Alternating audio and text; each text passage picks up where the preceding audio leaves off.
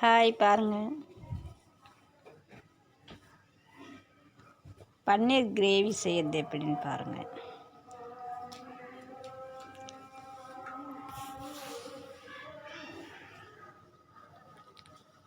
கொஞ்சம் எண்ணெய் போட்டுக்கிட்டு, எண்ணெய் காஞ்ச பிறகு கொஞ்சம் இஞ்சி பூண்டுலாம் உரித்து தட்டி வச்சுக்கணும்.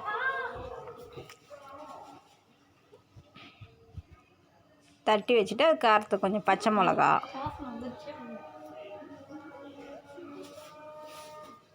மிளகாலாம் போட்டு நல்லா பச்சை வாடை போகிற வரைக்கும் கொஞ்சம் நல்லா வதக்கிக்கணும். வெங்காயத்தை போடணுங்க. வெங்காயம் போட்டு நல்லா வதங்கட்டணும், நல்லா வதக்க விடணும். அது வதங்கும் போது கொஞ்சம் உப்பு போட்டுக்கிட்டிங்கன்னா டக்குன்னு வதங்கிடும். அது வதக்கிட்டு கொஞ்சம் தக்காளி,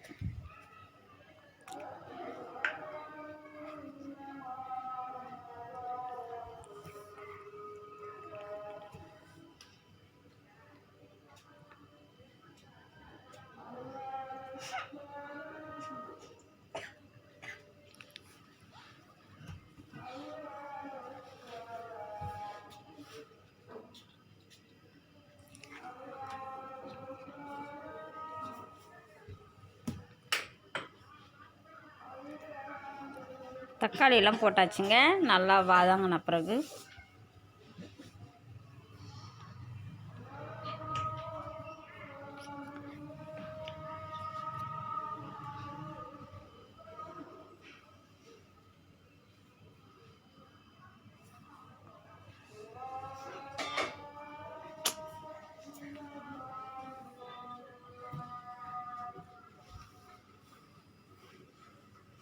நல்லா வதங்கிடுச்சிங்க. மசாலாலாம் போட்டுக்கலாம்.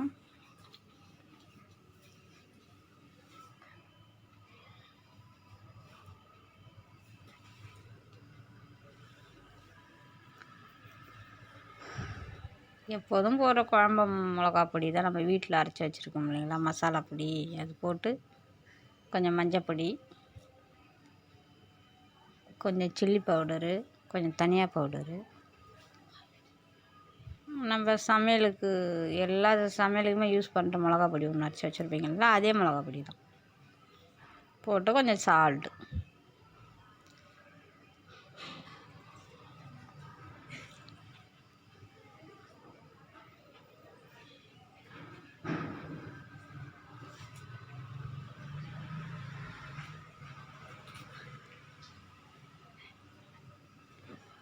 பன்னீர் ஏற்கனவே கட் பண்ணி சுடுதண்ணியில் போட்டு கொதிக்கிற தண்ணியில் போட்டு கொஞ்சம் சாஃப்டாக ஆயிடுச்சு, வெந்த மாதிரி ஆயிடுச்சு.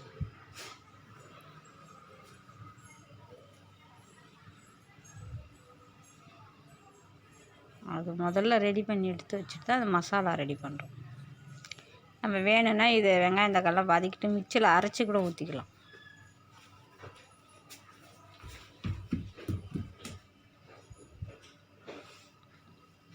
மிக்சியில் அரைச்சி ஊற்றினாலும் நல்லா கிரேவி கெட்டியாக தான் இருக்கும். இப்படி வதக்கியும் செய்யலாம், வெங்காயம் தக்காளி வதக்கி மிக்சியில் அரைச்சியும் பண்ணலாம்.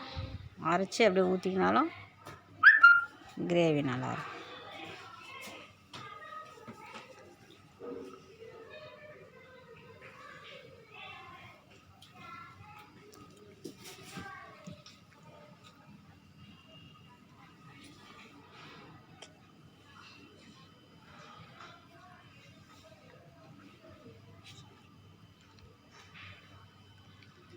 புளிப்புக்கு கொஞ்சம் லெமன் புழிஞ்சு விட்டுக்குங்க.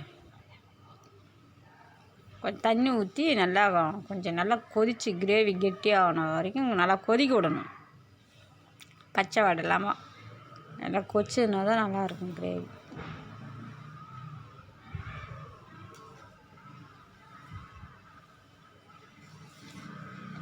பன்னீர் பொரித்து போட்டுக்கலாம்.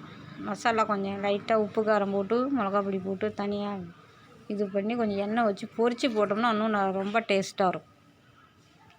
அதை பாருங்கள், நாங்கள் பொரித்து தான் வச்சுருந்தோம்.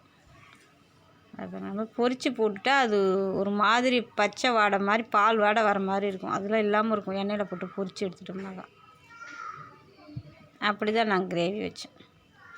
சாப்பிட்றதுக்கு நல்லா சூப்பராக இருந்தது.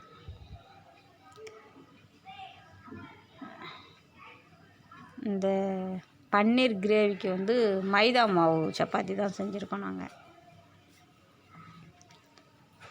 ஒயிட்டு சப்பாத்தி நல்லாயிருக்கும் இதுக்கு தொட்டு சாப்பிட்டா.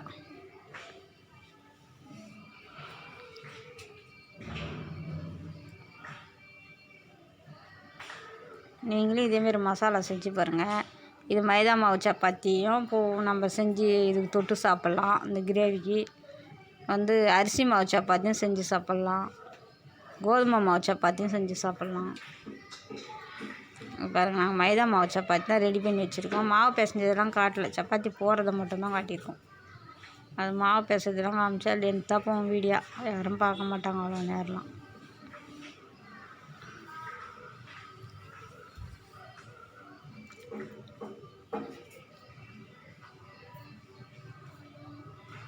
நல்லா மெலிசாக உருட்டி வச்சுக்கணும் சப்பாத்தி.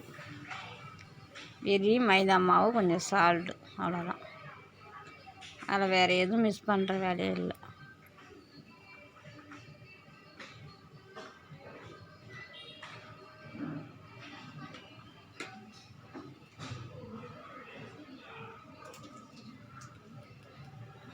கொஞ்சம் சுற்றி கொஞ்சம் எண்ணெய் விட்டால் நல்லா பப்புள்ஸாக நல்லா கிளம்பும். அந்த டைம் வெந்துருச்சுன்னா தான் திருப்பி ஒரு வாட்டி போட்டு டக்குன்னு வெந்துடும். மைதா மாவு ரொம்ப நேரம் ஆகும். மெலிசாக உருட்டினோம்னா சீக்கிரமாக வெந்து போயிடும்.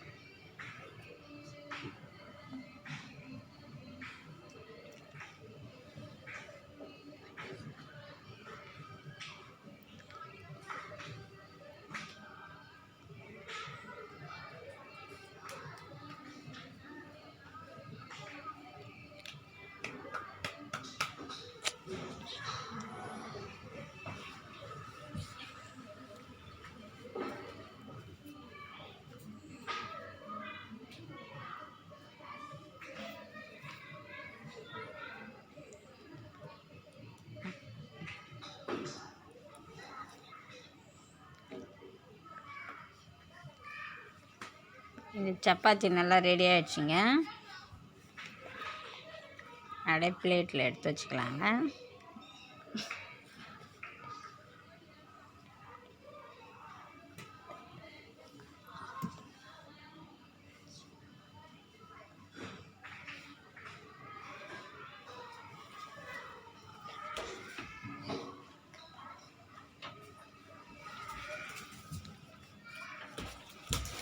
எல்லாம் சூப்பராக வெந்துருச்சு பாருங்கள். நல்லா வெள்ளையாக இருக்கும் பார்க்குறது சப்பாத்தி.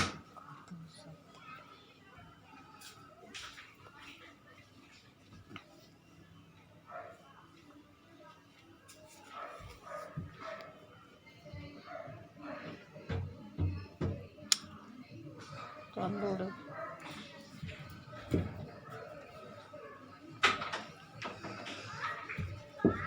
கோயிலில் வேறு பக்கத்தில் பரதநாட்டியம் கிளாஸ் நடக்குதாங்காட்டியும் ஒரே சத்தமாக இருக்குங்க.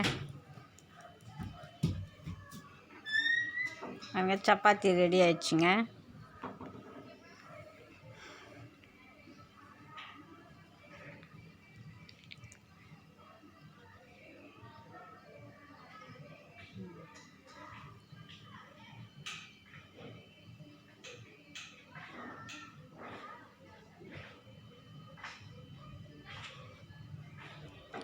அவ்வளோதான், சப்பாத்தி ரெடி ஆகிடுச்சு. இப்போ பன்னீர் கிரேவி அது மேலே எடுத்து வச்சு சாப்பிட்ற வேலை தான். சூப்பராக இருக்கும் அந்த சப்பாத்தி, நல்லா பிச்சு சாஃப்டாக இருக்கும் மைதா மாவு சப்பாத்தி. அந்த பன்னீர் கிரேவிக்கும் சப்பாத்திக்கும் செம்மையாக இருக்கும். செஞ்சு சாப்பிடுங்க நீங்களும். பாருங்கள் கிரேவி எவ்வளோ சூப்பராக செஞ்சுருக்கேன் பாருங்கள்.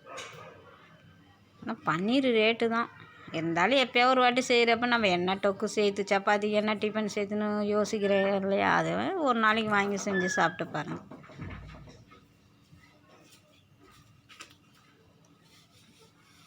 சூப்பராக இருக்குது. நீங்களும் செஞ்சு சாப்பிடுங்க. சாப்பிட்டு பார்த்துட்டு எப்படி இருந்தாலும் கமெண்ட்ஸ் பண்ணுங்கள். ஏதாவது குறையாக இருந்தாலும் கமெண்ட்ஸ் பண்ணுங்கள், நல்லா இருந்தாலும் கமெண்ட்ஸ் பண்ணுங்கள். நாங்கள் தெரிஞ்சுக்கிறோம் நம்ம போடுற வீடியோ எப்படி இருக்குன்னு. ஓகேவா? பார்த்து பத்திரமா இருங்க. நாளைலேருந்து ஸ்கூல் திறக்குறாங்க பசங்களுக்கு. நீங்களும் பார்த்து பத்திரமா இருங்க. பாய்.